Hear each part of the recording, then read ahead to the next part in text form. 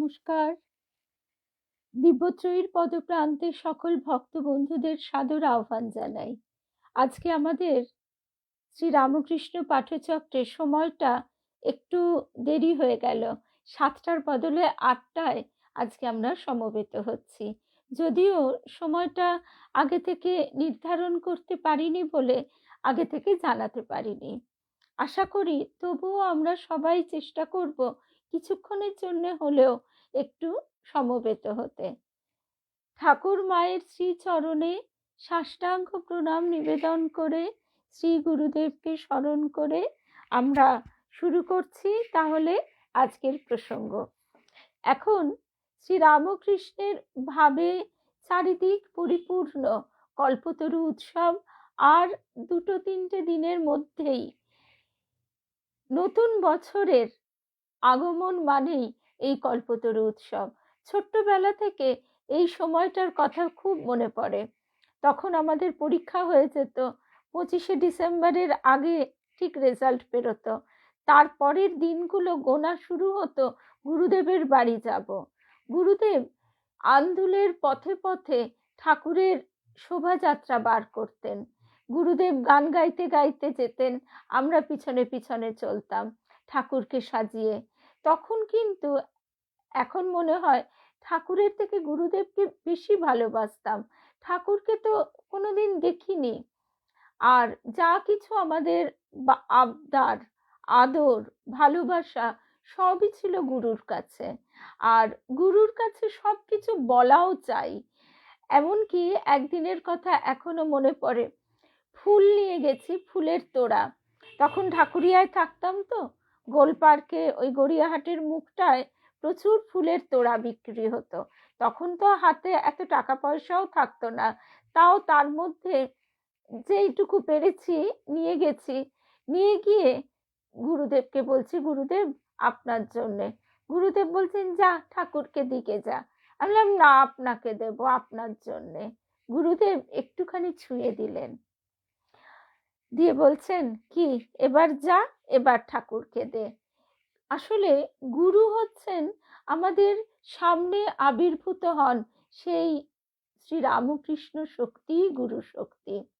আমাদের গুরুদেব তাই বলতেন যে এবারে গুরু শক্তি স্বয়ং ঈশ্বর, তিনি এবারে নানা শরীরের মধ্যে দিয়ে আমাদের কাছে এসে পৌঁছচ্ছেন। তা গুরু ইষ্ট যে অভেদ, সেও গুরু কৃপা করে বুঝিয়ে দেন। আজকে আমরা শুনব রামকৃষ্ণ চেতনার অনুশীলন। তার আগে ভক্ত বন্ধুদের শুভ সন্ধ্যা জানাই। অনেক দিন পর আমাদের পূজা। কেয়া, রুমাদি,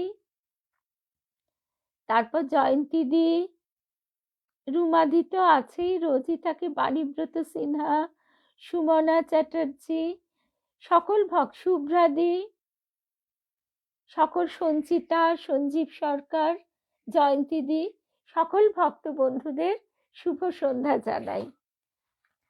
এখন আমাদের জানতে হবে স্বামী মেধসানন্দজি মহারাজের লেখা থেকে আমরা শুনছি অনন্য শরণতা। শ্রী রামকৃষ্ণের স্বরূপ অনুধাবনের জন্য প্রয়োজনীয় অনুশীলনের উপায়গুলি কি কি? সর্বপ্রথম রামকৃষ্ণ ভক্ত হিসেবে আমাদের মানতে হবে যে শ্রী রামকৃষ্ণই আমাদের সর্বস্ব। ভক্তশ্রেষ্ঠ হনুমানের অনুসরণে আমরা যেন বলতে পারি, শ্রীনাথ জানকীনাথ এবং শারদানাথ পরমাত্মনি অভেদ। কিন্তু অপরূপ নয়ন, মাধুর্য ঘন মূরতি শারদানাথ ঠাকুরই আমাদের জীবন সর্বস্ব, আমাদের জীবন দেবতা। শুভ সন্ধ্যা রূপা, মিনুদি, রুবি ঘোষ, শুভ সন্ধ্যা। তিনি আমাদের প্রভু ও সকল প্রাণীর নিবাস ও তাদের কৃতাকৃতের সাক্ষী। তিনি আমাদের রক্ষক ও প্রত্যুপকার নিরপেক্ষ হিতকারী এবং পরম গতি। একটি সুপরিচিত সংস্কৃত শ্লোকের অনুসরণে আমরাও শ্রী রামকৃষ্ণের উদ্দেশ্যে বলবো, ত্বমেব মাতা চ পিতা ত্বমেব, ত্বমেব বন্ধুশ্চ সখা ত্বমেব, ত্বমেব বিদ্যা দ্রবিণং ত্বমেব ত্বমেব সর্বম মম দেব দেব। এই ভাবটি কথামৃতে উল্লেখ করা আছে একটি গানে, গগনচন্দ্র হোম মহাশয়, যা শ্রী রামকৃষ্ণের বিশেষ প্রিয় ছিল।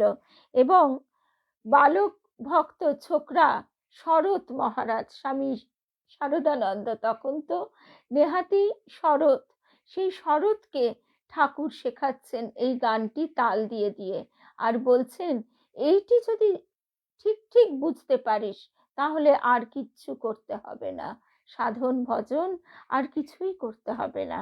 নাথ তুমি সর্বস্ব আমার, প্রাণাধার সারাত সার, নাহি তোমা বিনে কেহ ত্রিভুবনে, বলিবার আপনার। তুমি সুখ শান্তি সহায় সম্বল, সম্পদ ঐশ্বর্য জ্ঞান বুদ্ধি বল, তুমি বাসগৃহ আরামের স্থল, আত্মীয় বন্ধু পরিবার। গুরুদেবের বাড়িতে যেতাম শনিবার করে, বিশেষভাবে শনিবার, তখন ব্যাংকগুলো হাফ ডে ছিল। বাবা আমাকে পথ চলা শেখাবার জন্য বলে দিত তুমি একা একা আন্দুলে যাবে, আর তারপরে বাবা অফিস ফিরতে যেতে, তারপর রাত্রিবেলা ফিরতাম। এছাড়াও পরবর্তীকালে হাজব্যান্ডের সঙ্গেও গেছি। কিন্তু ছোটবেলার কথাতে খুব মনে পড়ে গুরুদেবের কাছে আমাদেরই সতীর্থ লাকিদি জয়শ্রী সেন একদম ছোট্ট বয়স থেকে আশ্রয় পেয়েছে, আজও সে আছে ষাটোর্ধা, কিন্তু গুরুগত প্রাণ সেই লাকিদি এমন একটা সুরে, এমন একটা ভাবে বলতো, ঠাকুর তুমি পিতা, তুমি মাতা, তুমি পরম বন্ধু, তুমি পরম আত্মীয়।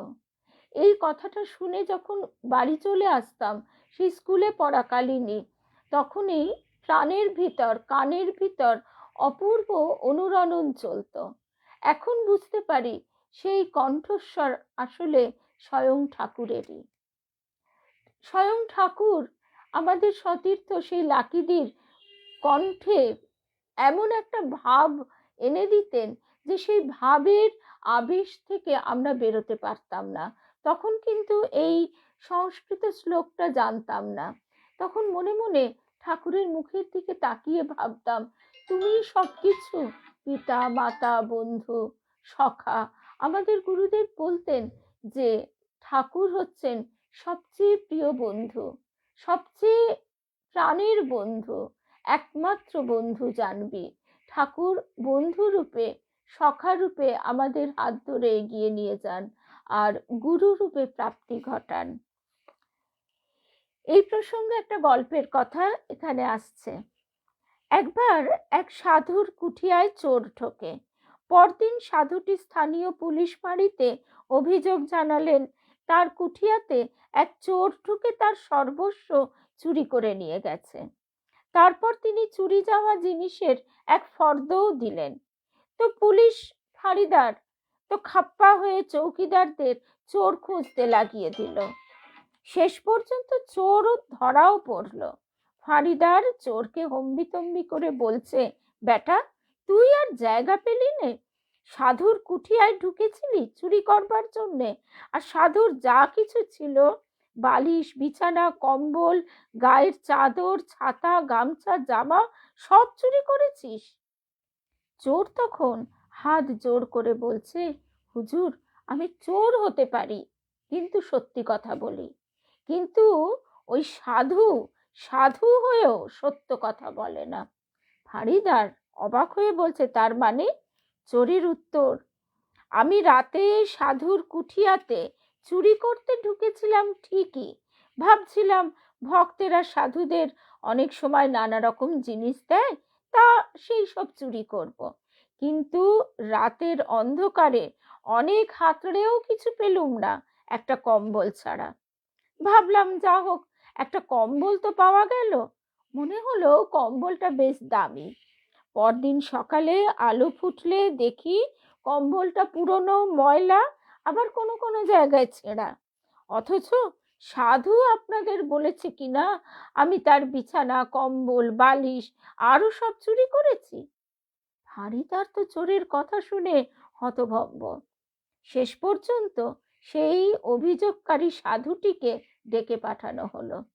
সাধুটি এলে ফারিদার তাকে জিজ্ঞাসা করলে, সাধু বাবা, এ চোর কি বলছে? সে নাকি আপনার কুঠিয়াতে কিছুই পায়নি, একটা ছেঁড়া পুরনো কম্বল ছাড়া। সাধু বলছেন, চোরটি ঠিকই বলছে, তবে আমিও ঠিক বলছি। ফারিদার অবাক হয়ে বলছে, তার মানে? সাধুটি তখন ব্যাখ্যা করে বলছে, দেখুন ফারিদার সাহেব, এ কম্বলটা আমার একমাত্র সম্বল, সেই জন্যে কখনো তাকে পেতে শুই, কখনো বালিশ হিসেবে ব্যবহার করি, কখনো গায়ে দিই, বৃষ্টির সময় মাথায় চাপাই, আবার গঙ্গাতে নিয়ে উঠে তা দিয়ে গা মুছি। সুতরাং বলুন তো, কম্বল খোয়া যাওয়া মানে আমার বিছানা, চাদর, বালিশ, ছাতা, গামছা সব চুরি যাওয়া নয় কি? সেই সাধুর ব্যক্তিগত ব্যবহারের জন্যে কম্বলই একমাত্র সম্বল। সুতরাং এই গল্পের মর্মার্থ হচ্ছে, রামকৃষ্ণ ভক্তদের জীবনে তার একমাত্র সম্বল ঠাকুর শ্রীরামকৃষ্ণ। শ্রীরামকৃষ্ণের সব কিছুই মধুর। শ্রীরামকৃষ্ণের ভক্তের কাছে তার সব কিছুই মধুর। তার হাসি মধুর, কথা মধুর, গান মধুর, নৃত্য মধুর, তার হাব ভাব, চাল চলন সবই মধুর। আধরং মধুরং বদনং মধুরং নয়নং মধুরং হসিতং মধুরম হৃদয়ং মধুরং গমনং মধুরং মধুরাধিপতিরখিলং মধুরম। শ্রীরামকৃষ্ণ বলেওছিলেন, এখানকার হাব ভাব, চাল চলন, কথাবার্তা যাদের ভালো লাগবে তাদের এই শেষ জন্ম। তার সবকিছু মধুর, এমনকি তার বকুনিটাও মধুর। একবার ঠাকুর তার বালক ভক্ত সুবোধকে, পরবর্তীকালে স্বামী সুবোধানন্দ, বলেন একটি গান লিখে দিতে। সুবোধ অস্বীকার করলেন। তিনি বললেন, না, আমি পারবো না, আমার হাতের লেখা খারাপ। ঠাকুর তাকে বারবার আদেশ করলেও সুবোধ একই উত্তর দিতে থাকেন। ঠাকুর তাকে চটে গিয়ে বকতে শুরু করলেন, তুই ছোড়া স্কুলে কি করেছিস? শুধু ফাঁকি দিয়েছিস। ঠাকুরের বকুনি শুনেও সুবোধ বিমর্ষ না হয়ে হাসতে থাকেন। ঠাকুর তা দেখে বলেন, আমি তোকে বকলুম আর তুই হাসছিস? সুবোধ উত্তর দেন, মশাই, আপনার গালাগালও মিষ্টি। সুবোধের এই সরল উক্তিতে শ্রীরামকৃষ্ণের স্নেহ সিন্ধু উথলে ওঠে। ঠাকুর তক্ষুনি সুবোধকে বুকে জড়িয়ে ধরে তাকে আদর করেন। এই কথাটা বলতে বলতে আবারও মনে পড়ে যায় আমাদের গুরুদেবের একটা কথা। আমি একবার আমার এক বন্ধুর সঙ্গে, তখন ঢাকুরিয়ায় থাকতাম, এক জায়গায় গিয়েছিলাম। সেই স্থানটিতে যাওয়া গুরুদেব পছন্দ করেননি। তিনি কিছু ভবিষ্যৎ বলেন, এই করেন সেই করেন।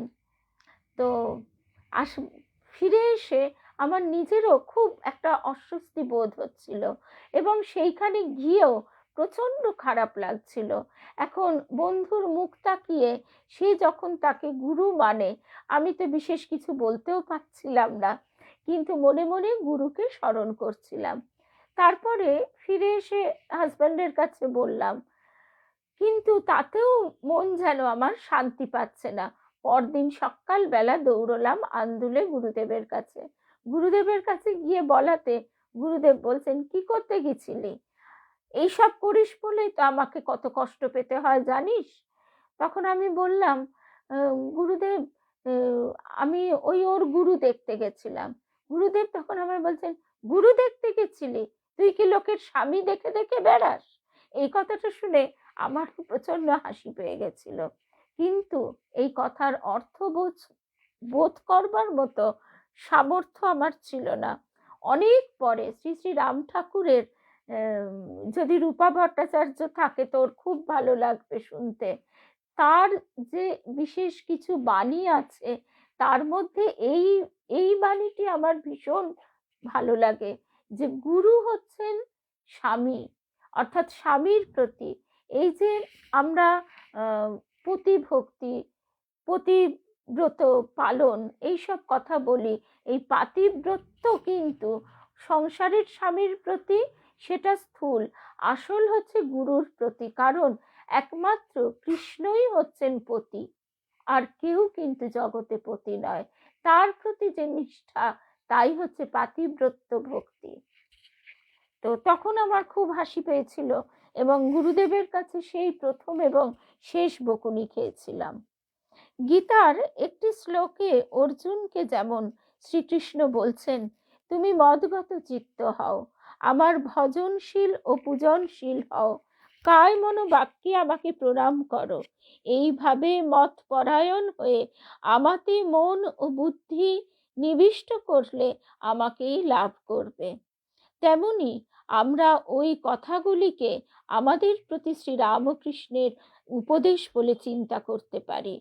আমাদের কর্তব্য শ্রীরামকৃষ্ণকে প্রণাম করা, তার নাম জপ ও ধ্যান করা, তার কাছে ব্যাকুলভাবে প্রার্থনা করা, তার স্বরূপ ও লীলা বিষয়ক গ্রন্থ পাঠ ও তার মনন ও আলোচনা করা, তার সম্বন্ধে রচিত স্তব ভজন গাওয়া ও শোনা। মহাপুরুষ মহারাজের একটি প্রাসঙ্গিক উপদেশ এই প্রসঙ্গে বলা যায়। শ্রীরামকৃষ্ণ যুগাবতার, যুগ গুরু যুগাচার্য, তার পবিত্র পতিত পাবন নামই এখন জীবের ভবসাগর পার হবার তরী। তার রূপ ধ্যান, তার সম্বন্ধে পাঠ, তার গুণকীর্তন, তার শ্রীমূর্তির পূজা, তার ভক্তদের সঙ্গ ও সেবা, এই সকল করতে পারলেই জীব পবিত্র হয়ে যাবে।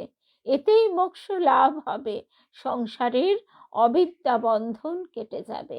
আমাদের গুরুদেবও সব সময় বলতেন যে এবার আর কঠিন যাগযোগ তপস্যা ইত্যাদির কোনো প্রয়োজন নেই, সেসবের দিনও আর নেই, যে শুধু শ্রী শ্রী রামকৃষ্ণের ঠাকুরের শরণ নেবে, তার লীলা অনুধ্যান করবে, সেই উত্তীর্ণ হয়ে যাবে।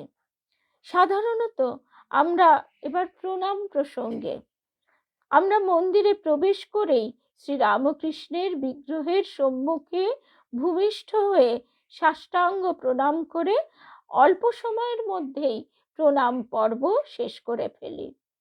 কিন্তু প্রণামেরও এক আদর্শ পদ্ধতি আছে।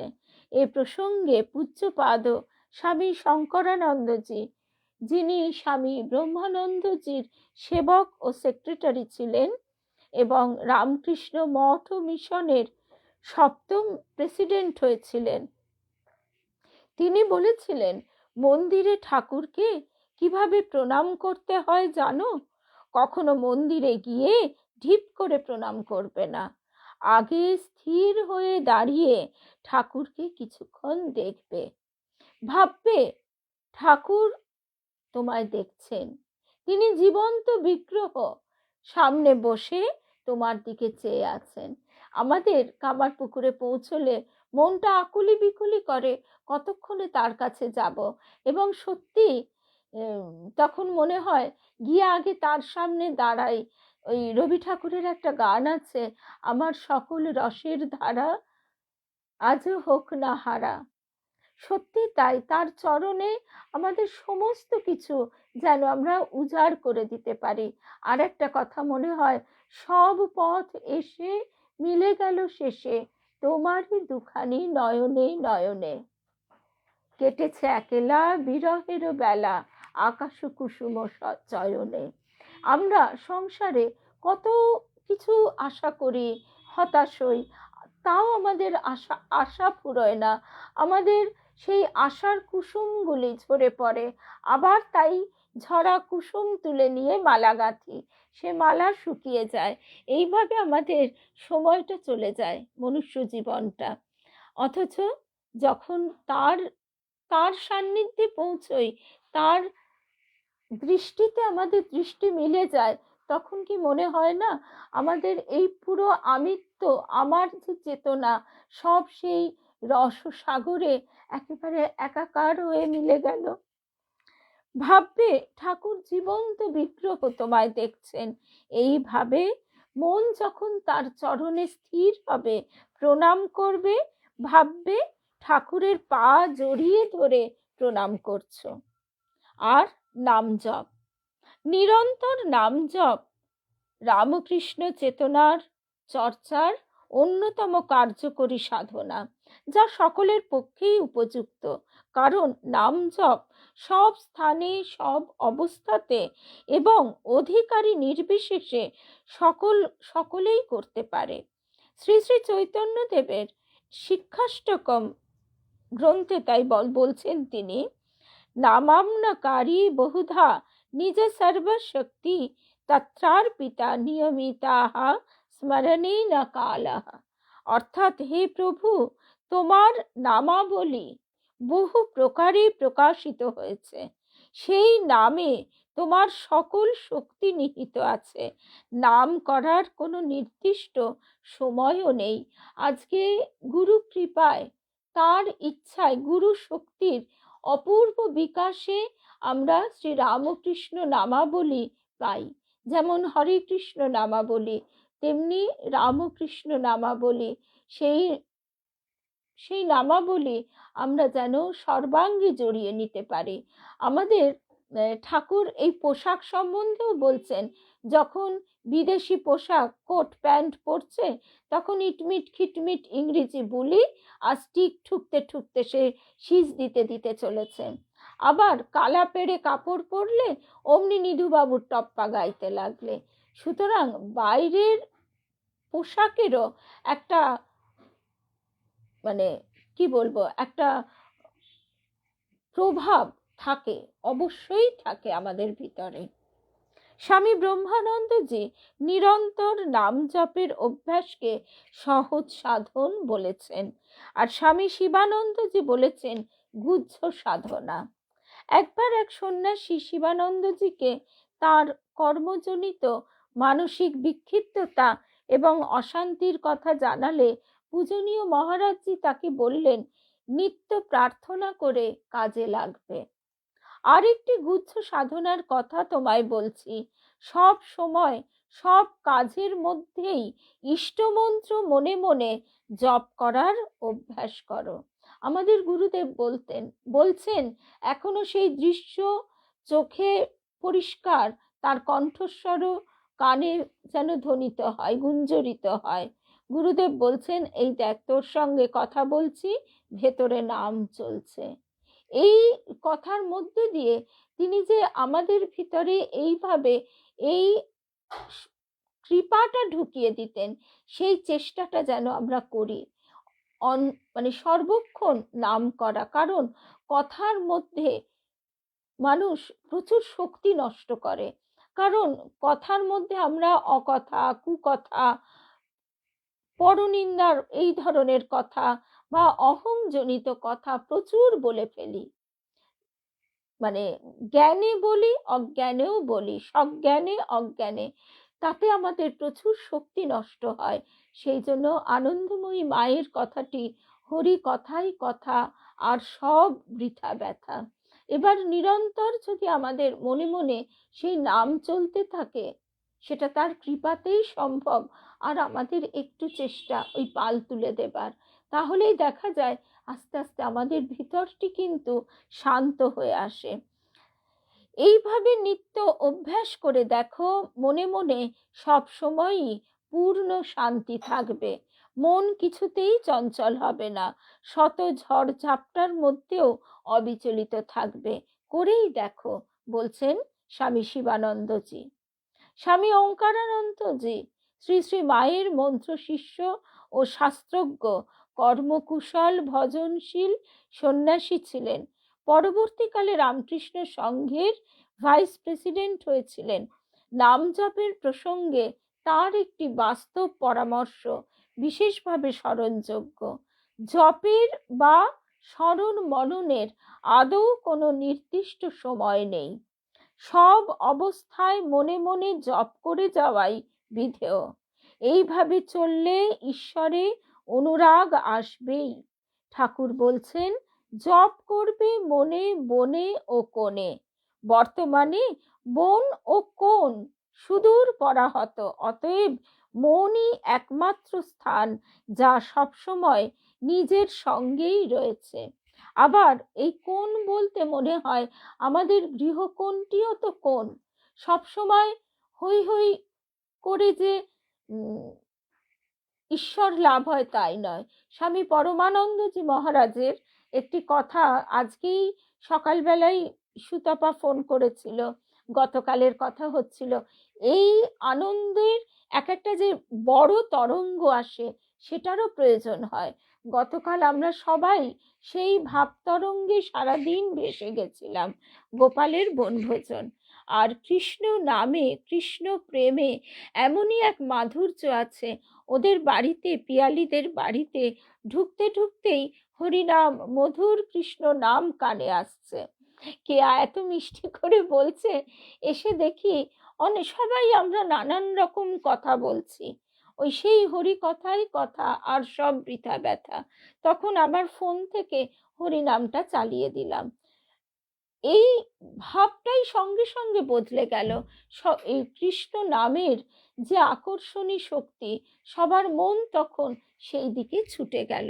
এইভাবে নাম জপ করতে করতে এবং শুনতে শুনতে আমাদের মনও তার চরণের দিকে ধাবিত হয়। তো কালকের সেই বিরাট আনন্দ তরঙ্গের পর আজকে সারাটা দিন আমরা তাই এই গৃহকোণে তার কথাই যে চিন্তা করছি, সেই চিন্তাটা হচ্ছে ঠাকুরেরই কথায় গোলাপী নেশা। মন ফাঁকির সর্দার, স্বামী ওঙ্কারানন্দজি বলছেন, মন ফাঁকির সর্দার, শুরুত করে সরে পড়বে। এই কারণে তীক্ষ্ণ নজর রাখবে যেন মন ফাঁকি দেবার সুযোগ না পায়।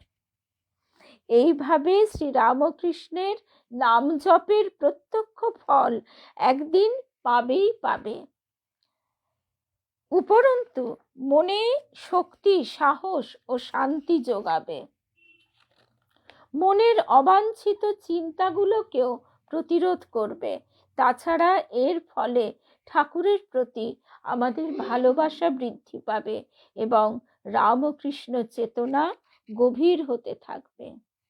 আর একদম শেষ প্রসঙ্গে চলে আসি।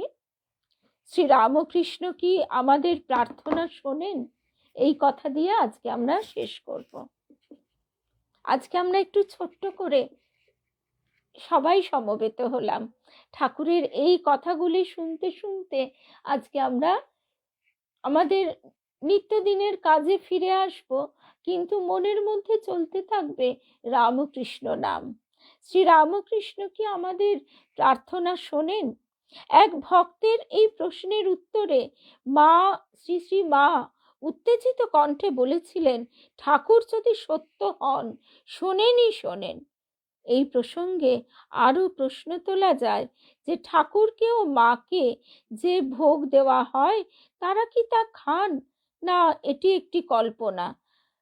এ বিষয়ে সন্দেহ হওয়ায় একজন ভক্ত মাকে প্রশ্ন করলেন। মা নির্দ্বিধায় উত্তর দিলেন, হ্যাঁ। বুঝবো কি করে? কেন, গীতায় পড়নি? ফল, পুষ্প, জল ভগবানকে ভক্তি করে যা দেওয়া যায় তা তিনি গ্রহণ করেন।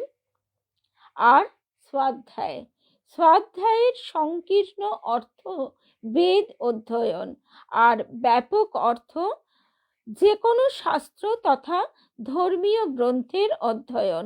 এর আবার কতগুলি ক্রম আছে, যেমন প্রথমে কোনো ধর্মীয় গ্রন্থ পঠন ও শ্রবণ এবং তার অর্থ অনুধাবন, এবং তারপরে সেই যেটা আমরা শুনলাম সেটি বারবার মনন, স্মরণ এবং মননের মধ্যে দিয়ে সেটি আমাদের সংস্কার রূপে দৃঢ়ভাবে অন্তরে মুদ্রিত হয়ে যায় এবং আচরণে ও কর্মে সেইগুলি প্রতিফলনের মাধ্যমে তাদের আত্মীকরণ, ইংরেজিতে যাকে বলে অ্যাসিমিলেশন, এবং এইটি আমাদের সম্পদ।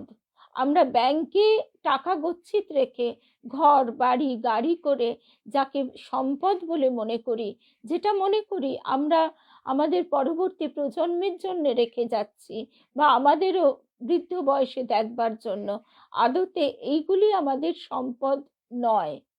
এগুলি আমাদের জীবন পথের সহায়ক মাত্র, কিন্তু তার কৃপা যদি না থাকে এগুলি আমাদের থেকেও সাহায্য করতে পারবে না, একথা তো বলাই বাহুল্য। তো সুতরাং আমাদের একমাত্র সম্পদ হচ্ছে তার নাম, তার স্মরণ মনন, তার কৃপালাভ, মনকে তার শ্রীচরণে সমর্পিত করা। এবং গৌরী মায়ের একটি কথা এই সম্পর্কে স্মরণ করি। গৌরী মা বলছেন, তোমাদের এই আশ্রমের জন্য আমি ফিক্সড ডিপোজিট রেখে গেলাম আমার এই জপের, সমস্ত জপের মূল্য। এই সমস্ত জব আমি তোমাদের জন্য ফিক্সড ডিপোজিট করে দিয়ে গেলাম। তো সুতরাং আমাদের একমাত্র লক্ষ্য এবং পাথেয় পথ সবই কিন্তু শ্রী রামকৃষ্ণ। জয় রামকৃষ্ণ, জয় রামকৃষ্ণ, জয় রামকৃষ্ণ। গুরু কৃপা হি কেবলম। আবার আমাদের আগামীকাল সকালবেলা দেখা হবে। আগামীকাল একাদশী, মঙ্গলবার। আমরা আবারও শুনবো ঠাকুরের প্রসঙ্গ, তবে কল্পতরু কথাই শুনবো, কারণ এখন আমাদের মনে শ্রী রামকৃষ্ণ ভাবতরঙ্গ উদ্বেলিত হয়ে নিশ্চয়ই সবাইকে ঠেলে নিয়ে চলেছে। জয় রামকৃষ্ণ, জয় রামকৃষ্ণ।